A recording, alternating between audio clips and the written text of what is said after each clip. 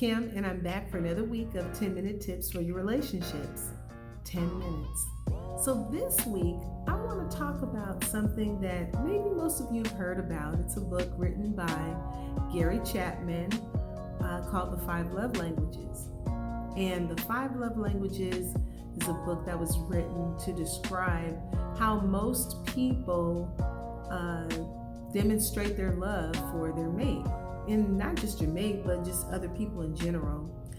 And basically, what Gary talks about in the book is that our love language is pretty much like the language that we speak. For instance, I speak English, and say if my friend speaks Spanish, then my friend would try to convey whatever message she was trying to give over to me in Spanish, and I would do the same to her in English.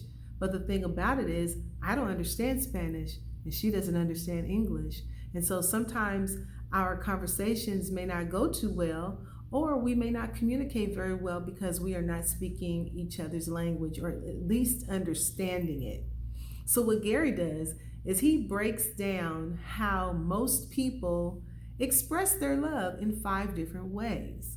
So I'm going to talk about that just a little bit today. Can't go too deep into it. It's an awesome book. You should get it if you don't have it. And if you get it, read it and put it into action. I remember years ago when my husband and I first got the book, we read it and we started putting it into action. The first thing that we did was we took the assessment that Mr. Chapman has for the book.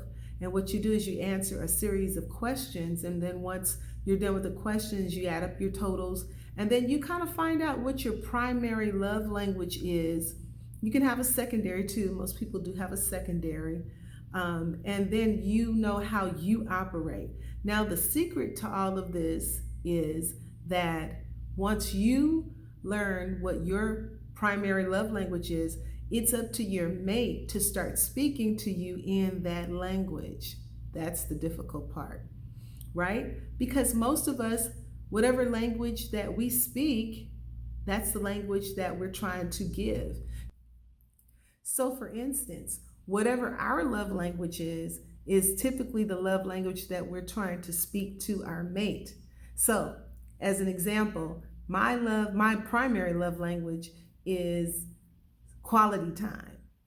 Quality time. So I love to spend quality time with my husband. And I was trying to speak to him in that language, but his primary love language was something else. And so I wasn't speaking that language to him. I was just speaking my own language. And so we weren't quite meshing when it came to that. We weren't feeling completely loved and appreciated because we weren't speaking each other's love language.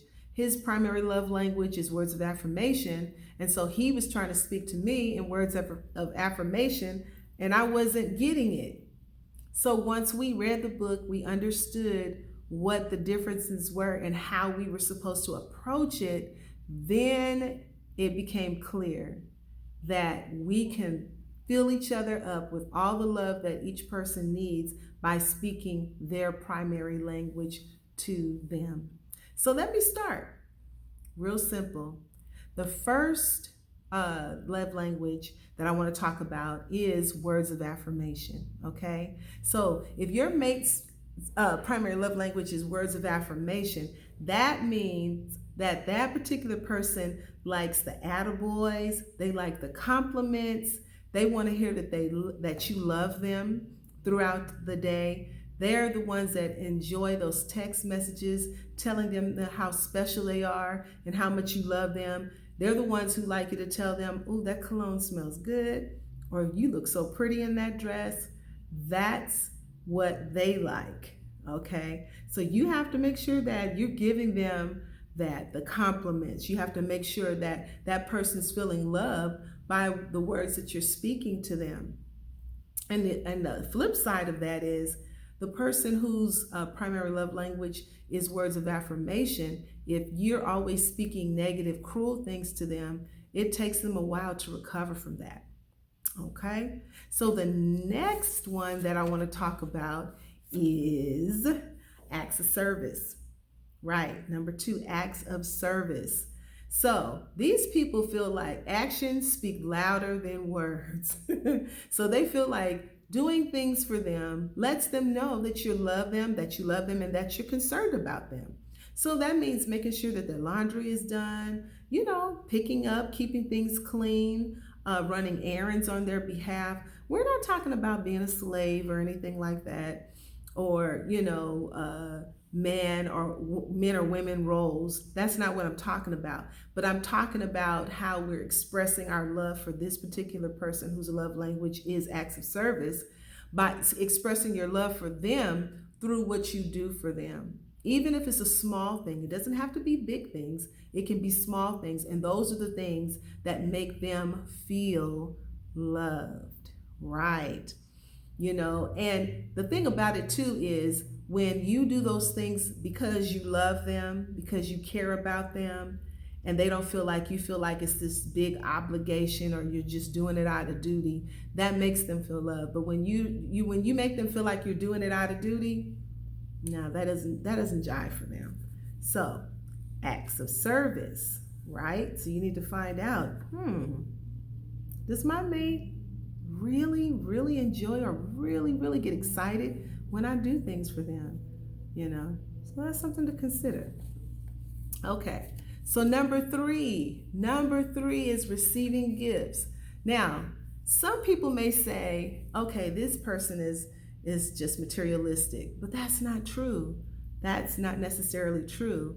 The person whose primary love language is receiving gifts, it's not about them being materialistic, but it's about how they receive love. And so it can be simple things like buying them their favorite candy bar and bringing it home when you get home from work, or just on any given Wednesday, showing up with a small bouquet of flowers, giving them something that they really like or they enjoy, taking them to their favorite movie, and just, doing their really sweet things for them. They feel love that way. They feel appreciated. Stopping by the store on your way home from work saying, I'm gonna get her favorite ice cream and bring it home to her. Now, if she's on a diet, don't sabotage her. But just those sweet, small things, what that says to that person is that you care about them and you went out of your way to do something nice for them. Isn't that great? So it's a very simple things that we can do to show our mate that we love them. And we can do that by speaking the language that accommodates their love language, how they feel or receive love. Okay? So this next one is quality time. Okay, so I told you a little earlier that my primary love language is quality time. Yes, I need that time, right? And not only do I need the time, but I need to be the center of attention during that time, right? So if my husband's spending time with me, he's giving me quality time. And he always lets me know, okay, boo, I'm giving you some QT right now, some quality time. So I know I'm all of that. I'm the center of attention. That means no cell phone, we can't be looking at TV, doing things like that. I need to know that you're dedicating that time to me and I'm the center of attention, okay? And people whose love language is quality time, anytime you postpone a date or you cancel something with them or you're just not there when you're with them, those are things that make them don't feel very loved when we're doing those types of things. Okay? And then the last one is physical touch. Yes, physical touch. And physical touch is one, and none of these are more than the other, okay? But the person whose love language is physical touch, that person feels love just when you're next to them, holding hands, walking, just when you have your arm around them at the movies or you're sitting somewhere and you just have your hand on their lap or casually, just touching their shoulder. That person needs that physical connection. And it's not always about sex with physical touch. Of course, sex is a part of it, a huge part of it.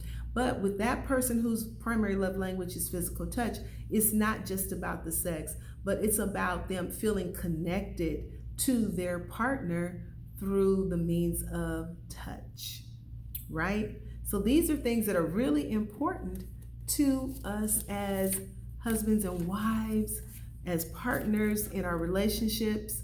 We have to know how our mate receives love. So let me just repeat them. The words of affirmation, acts of service, quality time, receiving gifts, and physical touch.